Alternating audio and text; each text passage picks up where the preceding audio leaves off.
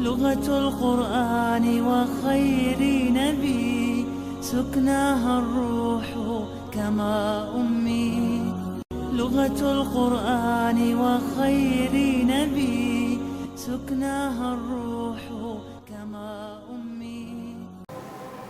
السلام عليكم ورحمة الله وبركاته. الحمد لله حمدا كثيرا بجميع محامده كله ما علمنا منها وما لم نعلم الذي له ملك السماوات والأرض ولم يتخذ ولدا ولم يكن له شريك في الملك وخلق كل شيء فقدره تقديرا. اللهم صل وسلم وبارك على سيدنا محمد وعلى آل سيدنا محمد صلاة وسلاما دائمين متلازمين إلى يوم الدين. Amma ba'd.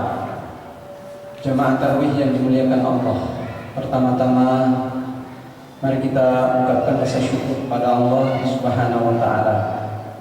Malam ini sudah kita memasuki malam keempat insyaallah bulan suci Ramadan, di mana kita terus mendaki dengan amalan-amalan dan kebajikan-kebajikan yang kita semuanya berkompetisi, kita semuanya berjuang dan berusaha demi mendapatkan sesuatu di bulan suci Ramadan.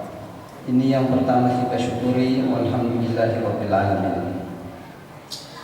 Bulan suci Ramadan ini adalah merupakan satu hal yang Allah Subhanahu wa taala tentukan kepada manusia. Awal mula dari datangnya Islam tidak langsung disuruh berpuasa, tetapi disuruh memperteguh keimanan terlebih dahulu, mengetahui hakikat ketuhanan dan hakikat kehambaan. Kurang lebih 13 tahun lamanya Rasulullah SAW di kota Mekah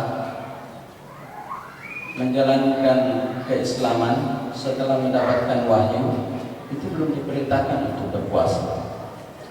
Terus setelah Rasulullah SAW hijrah ke Madinah tahun pertama belum.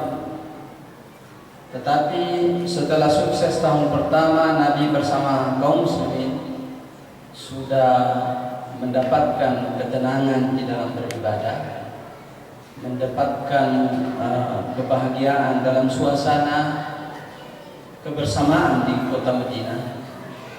Maka tibalah saatnya umat mukmin itu disempurnakan oleh Allah Subhanahu wa taala ubudiyah, penyembahannya kepada Allah, disempurnakan kondisi spiritualnya, di mana hidup ini tidak hanya cukup dengan melakukan ketaatan secara batiniah dan melakukan ketaatan dengan hanya melakukan ibadah salat saja, tetapi banyak yang lain yang merupakan kemuliaan-kemuliaan yang pernah diberikan oleh Allah kepada umat-umat terdahulu, yaitu berpuasa. Nah, ketika dalam kondisi hiruk pikuknya umat Islam di kota Madinah, tiba-tiba datang perintah Allah Subhanahu wa taala, ya ayyuhalladzina amanu kutiba alaikumusiyam kama kutiba alal ladzina min qablikum la'allakum tattaqun. Itu pada tahun kedua Hijri. Dan pada tahun itu pula adalah tahun perjuangan, sekaligus merupakan tahun membuktikan eksistensi keberadaan umat Islam di kota Madinah, dan itu akan berlanjut nanti kepada perang Badar. Subhanallah. Kedatangan bulan suci Ramadan ini Allah menginginkan pada hamba-hambanya untuk menjadi mulia dan tertuntun. Banyak hal yang dilakukan oleh manusia sepanjang tahun. Hiruk pikuknya manusia mengerjakan dan mengurus urusan dunia, juga diantaranya mengurus urusan akhirat, tetapi belum tertuntun secara baik. Tiba-tiba datang bulan suci Ramadan, adalah tuntunan Allah kepada manusia untuk berada pada jalan yang benar. Kalau diibaratkan bagaikan seorang manusia yang sudah tahu arah jalannya, mau kemana, taruhlah ke arah barat, dia sudah tahu kemana dia di arah barat akan berjalan. Tiba-tiba ada yang menuntutnya di tengah jalan lagi, mengatakan, oh Anda mau ke arah barat, oh di sini jalannya, sebelah sini, sebelah sini, sebelah sini. Seperti inilah kondisi umat Islam. Ketika sudah menemukan keimanannya dengan baik dan telah mulai menjalankan ibadahnya dengan penuh kemudahan tanpa tantangan begitu berat, Allah membukakan jalan yang mulia lagi, yaitu hendaknya seseorang itu melakukan ibadah puasa. Dan di belakang daripada tuntunan ini ada dua manfaat yang akan didapatkan oleh orang mukmin. Apa itu? Yang pertama adalah manfaat rohani. Yang kedua adalah manfaat fisik. Allah yang menciptakan manusia, Allah pula yang membuat tuntunan sebaik-baik tuntunan yang dihidupi yang akan dipakai hidup oleh manusia. Apa itu? Mari kita lihat. Dengan adanya bulan suci Ramadan yang kemuliaannya begitu banyak, salah satu di antara kemuliaan adalah berpuasa. Puasa ini adalah pembuktian ketaatan kepada Allah Subhanahu wa taala. Dan ini akan berlanjut terus sampai kapanpun. Selama orang itu beriman kepada Allah, selama itu pula dia akan diwajibkan untuk melakukan ibadah puasa. Karena ini membuktikan keimanan, ketaatannya kepada Allah. Taat yang derajatnya tinggi sekali. Kenapa? Karena yang dihalalkan pun menjadi terlarang. Makan dan minum dilarang. Ya. Kemudian hal-hal lain berkenaan dengan syahwat juga dilarang. Berbohong dilarang dan seterusnya. Kemudian Allah Subhanahu wa taala menuntun dalam kehidupan keseharian manusia untuk menjadi orang-orang yang sebaik-baik umat, sebaik-baik mukmin. Itu. Kemudian yang kedua adalah manfaat rohani, adalah bahwa orang yang menjalankan ibadah puasa sungguh telah menciptakan ketakwaan di dalam dirinya. Menciptakan, tidak hanya meniatkan, tetapi menciptakan. Di dalam salah satu hadis Rasulullah SAW, Nabi bersabda, "At-taqwa hahuna." Nabi menunjuknya ke bagian dadanya. At-taqwa hahuna. 3 kali. At-taqwa hahuna. Bihasbi imri'in minasyarri an yahqira akhahu. Cukuplah satu kejahatan bagi manusia itu tercatat apabila dia menghina saudaranya sendiri. Seperti itu. Jadi ukuran ketakwaan seseorang adalah dia rasakan di dalam dirinya. Dan apabila ia telah melakukan peribadatan dan taat kepada Allah dengan melakukan ibadah puasa, maka sungguh dia telah mewujudkan ketakwaan. Ini adalah manfaat rohani yang didapatkan oleh orang-orang yang berpuasa. Manfaat rohani yang ketiga adalah bulan suci Ramadan ini adalah madrasah akhlak. Ada namanya pesantren Ramadan. Sebelum itu dicetuskan di Indonesia sebagai satu cara untuk membuat program-program pembinaan, terlebih dahulu sudah ada Allah yang membuatnya, yaitu Syahrul Ramadan, di mana itu merupakan pesantren akhlak. Di dalamnya ada perjuangan, di dalamnya ada kekuatan, di dalamnya ada amal ibadah. Karena amal ibadah dilipat gandakan oleh Allah Subhanahu wa taala, maka orang berlomba-lomba untuk melakukan. Kemudian menghindarkan diri dari hal-hal yang buruk, baik dalam standar kacamata manusia, akhlak, etika, sosial, itu semuanya di bulan suci Ramadan, hal-hal yang buruk semuanya dilarang oleh Allah Subhanahu wa taala. Dan betul-betul dilakukan oleh umat mukmin. Betul-betul diciptakan di dalam dirinya. Dalam satu bulan itu semua mengambil pelajaran tentang kemuliaan. bapak menjadi bapak yang mulia, ibu yang mulia, anak-anak yang rajin. Seperti itu, semuanya tertuntun. Coba kita perhatikan di akhir bulan suci Ramadan, ya, semua orang merasa bahwa tidak ada lagi bulan seperti ini, di mana orang semuanya tertuntun. Dan ini adalah madrasah akhlak yang luar biasa, yang tidak akan pernah kita dapatkan dalam tatanan manapun kecuali dalam tatanan Islam. Manfaat rohani yang selanjutnya adalah amanah.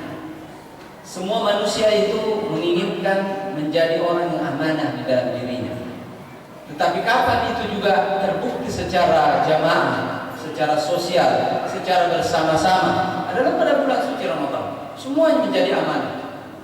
Semuanya menjadi bertanggung jawab pada diri dan lingkungannya. Semua menjadi orang-orang yang penuh dengan kebajikan dan tidak mau mengambil haknya orang lain, dan menyampaikan hak-hak orang lain kepada yang lain dengan tepat. Semuanya melakukan itu, ya, kecuali mereka yang tergoda dengan keimanannya. Maka itu adalah merupakan hukum pengecualian. Tetapi secara jamaah manusia tertuntun dengan sendirinya.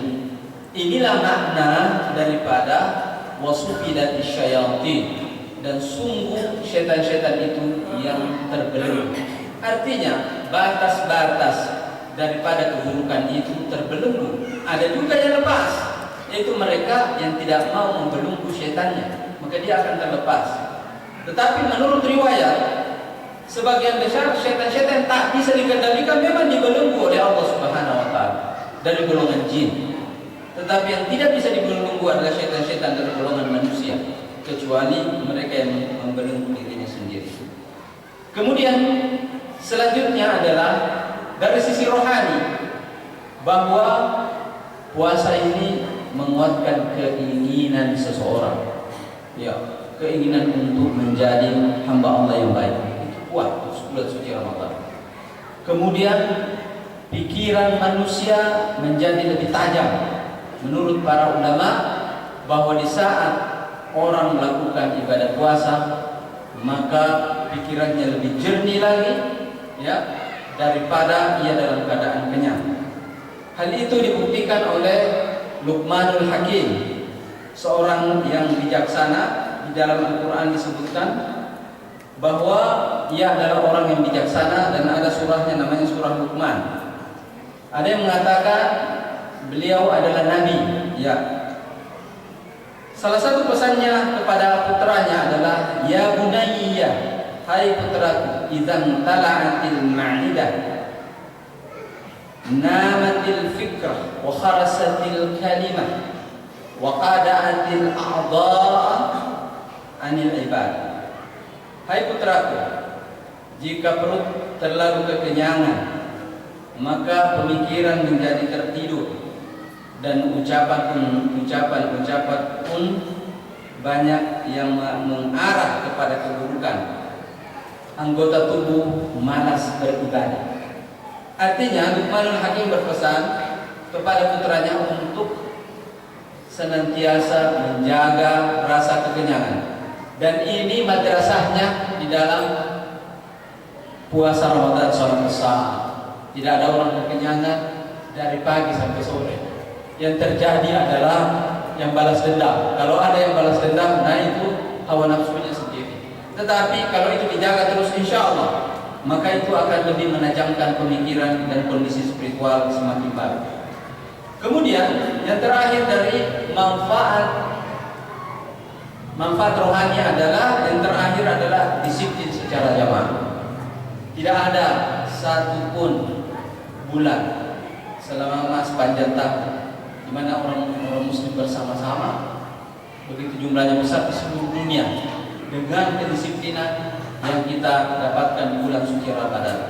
Adapun manfaat fisik adalah kita tahu bersama, di mana Rasul sallallahu alaihi wasallam bersabda, "Sumu tasihhu." Berpuasalah kalian agar kalian sehat. Kemudian yang kedua adalah man istata'a minkumul ba'a falyatazawwaj fa illam yastati' fa 'alaihi bis-shaum fa innahu lahu wija'. Ini adalah mengekang hawa nafsu manusia, bahwa Bagi kalian yang mampu untuk menikah, maka menikahlah. Yang tidak mampu, maka hendaklah ia berpuasa. Sesungguhnya itu adalah merupakan pengekannya. Inilah manfaat-manfaat fisik yang kita dapatkan selama bulan suci Ramadan.